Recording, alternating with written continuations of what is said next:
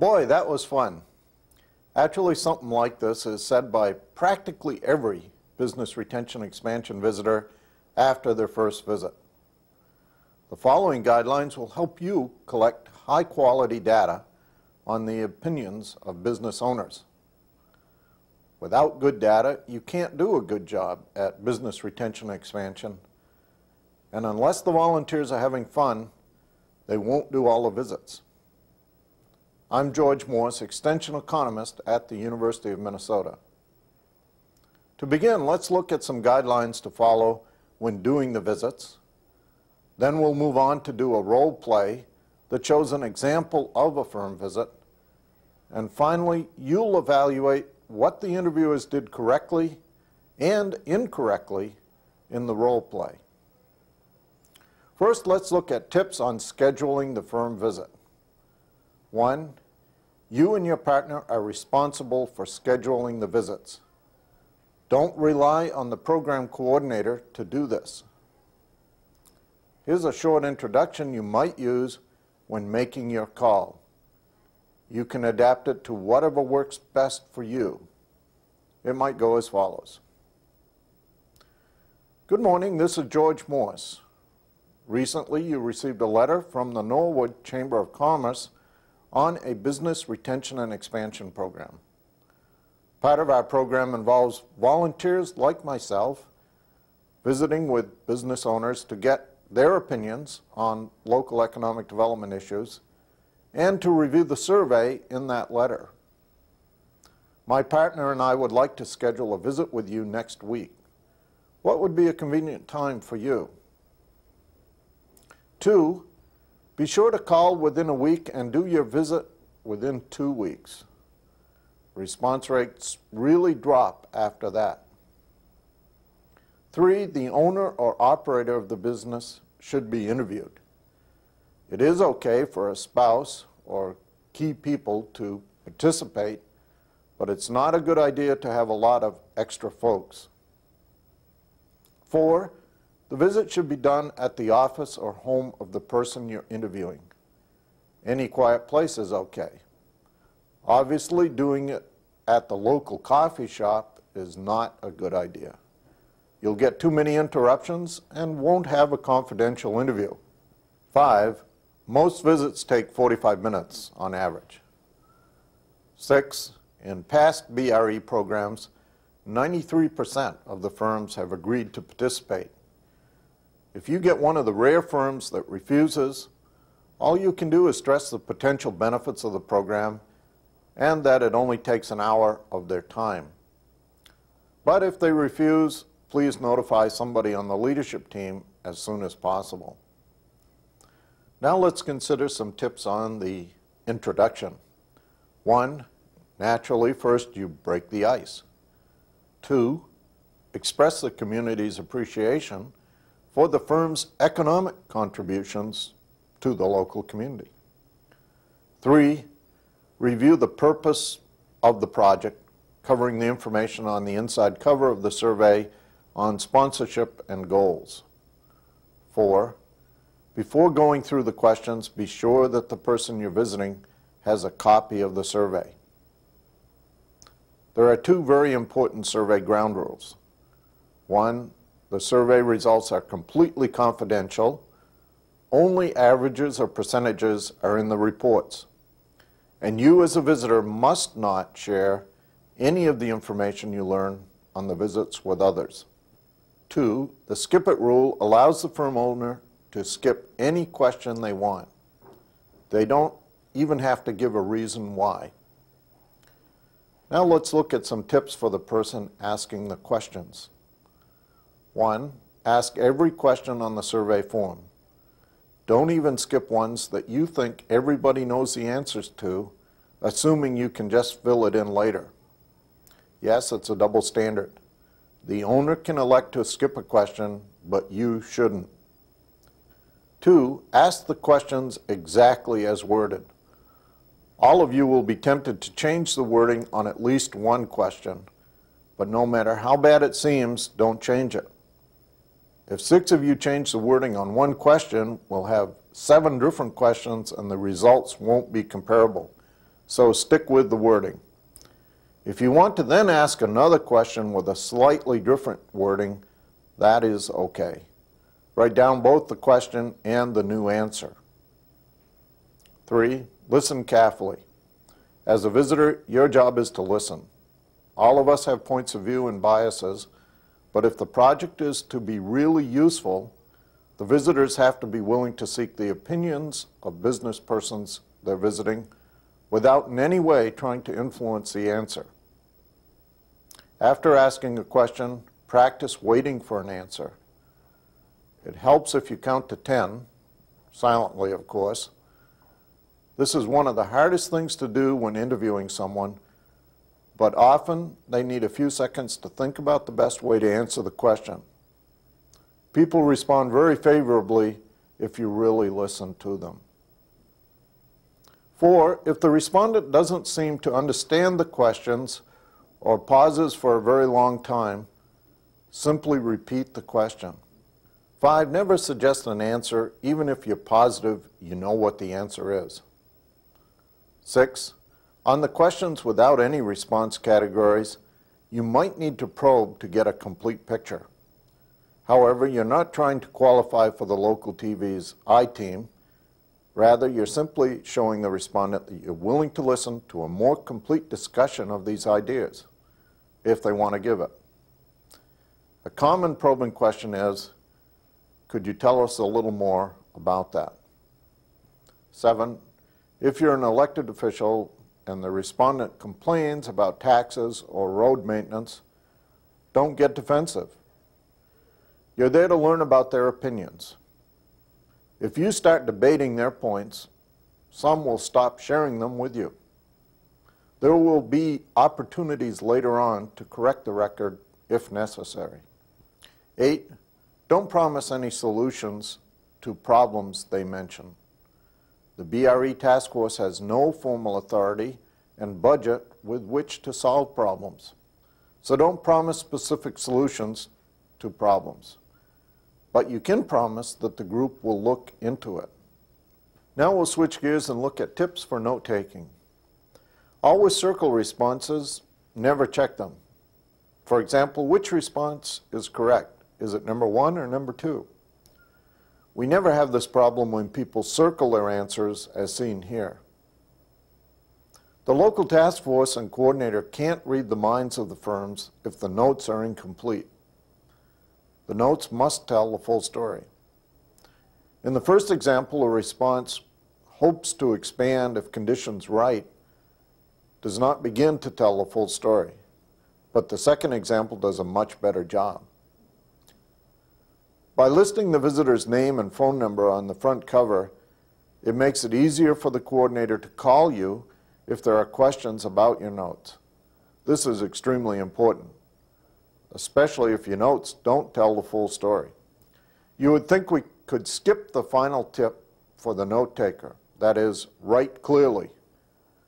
But what would you do if you had to summarize this response? Okay, now let's consider tips for immediately after the visit. 1, after leaving the firm, the 2 visitors should talk about any urgent concerns and make notes on the back cover. These notes might include plans to move or close the plant, information needed for a plant expansion, or any other urgent problem. 2, return the survey as soon as possible to the project coordinator.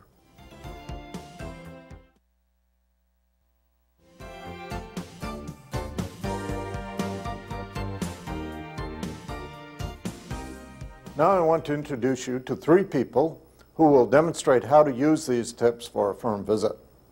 Liz Templin is the visitor who will ask the questions. Kent Gustafson is the other visitor and will take the notes. And Carol Yoho will be the firm owner and will respond to the questions.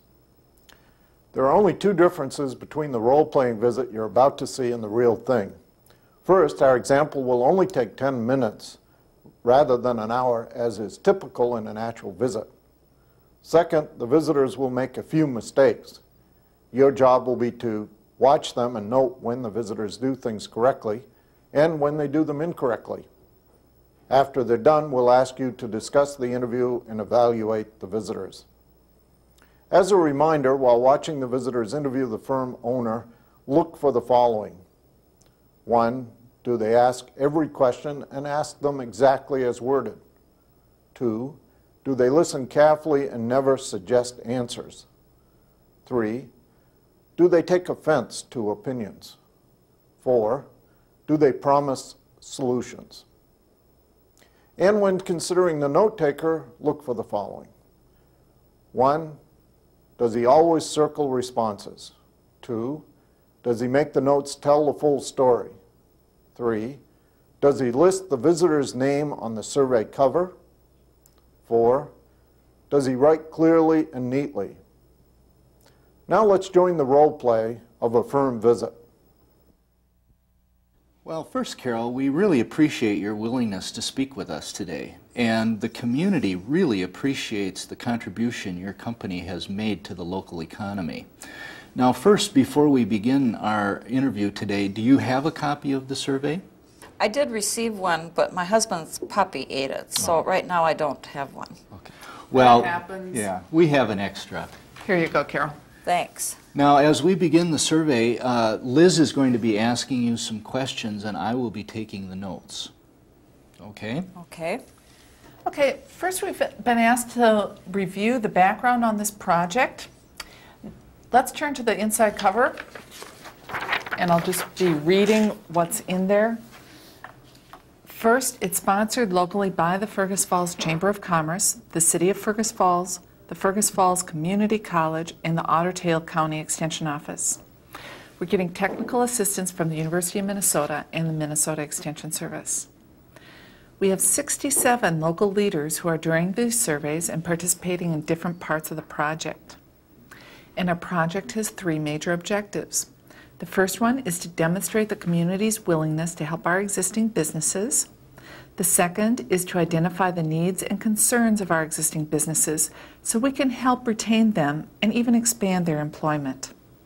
And third, to develop long-range economic development plans for helping existing businesses. We have 2 important ground rules before we begin. It's the confidentiality rule and the skip it rule. First, the confidentiality rule.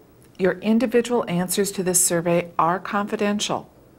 Your responses will be summarized with those of other firms and reported as percentages or averages only. And second, the skip it rule. If there are questions that you don't want to share with us or you're uncomfortable sharing, that's fine. Just let us know. You don't have to explain your answers for skipping your reasons for skipping a question. Just let us know. Do you have any questions about anything that we've covered, especially the confidentiality rule and the skip it rule? I don't think so. I'm quite comfortable with this at this point. Okay, well then let's go to the survey. First, question 1. Is all of the information on the cover sheet accurate? No, the name of our firm has been changed to the Stillwater Manufacturers. Okay, question 2. When did your firm begin its operation? Excuse me, Liz. What was your new name again, and has your address remained the same? The name's Stillwater Manufacturers, and we didn't move, so the address is the same. Thank you. Okay, question 2. When did your firm begin its operation here?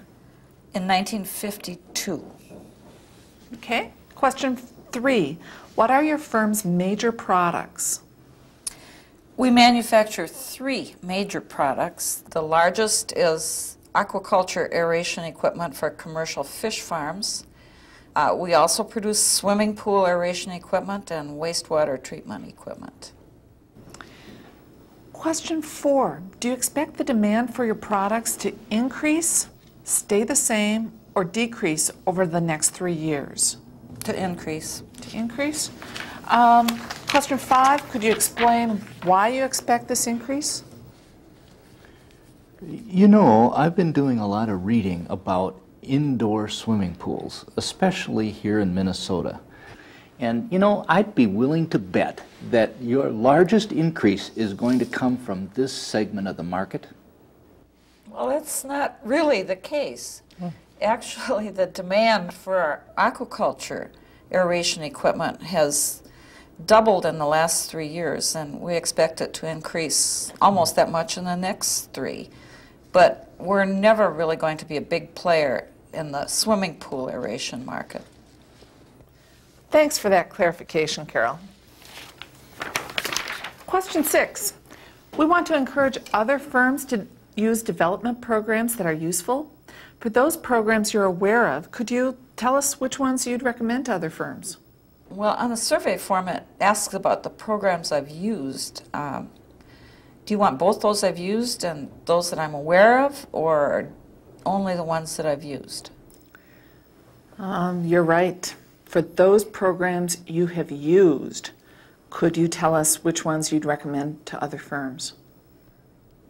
From this list, I'd particularly recommend the Minnesota Technology Program. Okay, moving along, question 7. How would you rate the quality of the following public services? Please rate each as excellent, good, fair, poor, or very poor. Well, our elementary and secondary schools are excellent. Fire protection is poor. Would you mind telling us why you think that? Oh, sure. The city doesn't run a large enough water line past our plant to allow us to put a sprinkler system in. And without a sprinkler system, our fire insurance rate is 40% higher. We've talked to the city about this a lot, but we just can't seem to get anywhere. Have you gotten that, Kent? Yes, I have. Well, you know, Carol, you're very important to our town. I think we can talk to the city about this. They should take a look at this. I'm sure we can get this fixed. Well, that would be great if you could do something about that. What are the other services? How would you rate these? Police protection is good. Ambulance service is very poor. They're very slow in responding to calls. Excuse me, my brother is a volunteer for EMS. I'm familiar with their track record. It's excellent. Didn't you argue against the county providing the EMS additional funds so that they could purchase beepers? I just didn't think that beepers were the solution. Okay, now Kent, remember we're here to solicit opinions and not to give them. Oh, okay. That's right, Carol. I'll make note of your comments. Thanks. Okay, Carol, we have one last question. Question 8. Considering everything, how would you rate this community as a place to do business? Excellent, good, fair, poor, or very poor? Well, considering everything, and there are pluses and minuses, overall, I'd rate it as a good place to do business. Well, Carol, that's all our questions, and we really appreciate the time that you've given us today. Thank you, Carol. Really appreciate it. Our visitors did an excellent job on some of the guidelines and totally blew it on others. But there's no question they have promising careers ahead as actors. Now it's your turn. Take a break from this video and work in small groups of 3 to 5 people. Try to identify the things that the 2 visitors did correctly and what they did incorrectly. After you've considered this for about 5 minutes, your meeting organizer will ask each group to report.